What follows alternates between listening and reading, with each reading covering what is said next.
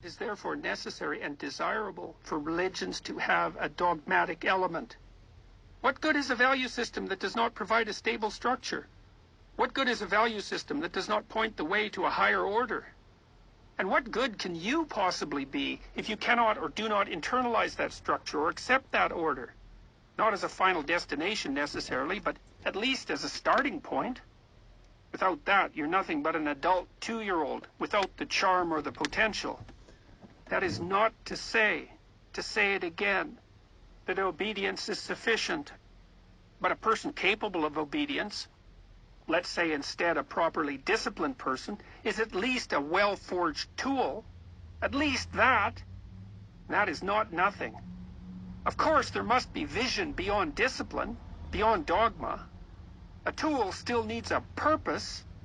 It is for such reasons that Christ said in the Gospel of Thomas, "The kingdom of the Father is spread out upon the earth, but men do not see it." Does that mean that what we see is dependent on our religious beliefs? Yes! And what we don't see as well. You might object, but I'm an atheist. No, you're not.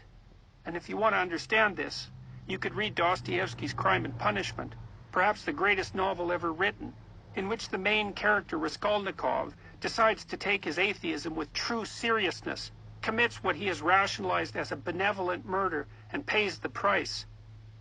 You're simply not an atheist in your actions, and it is your actions that most accurately reflect your deepest beliefs, those that are implicit, embedded in your being, underneath your conscious apprehensions and articulable attitudes and surface-level self-knowledge.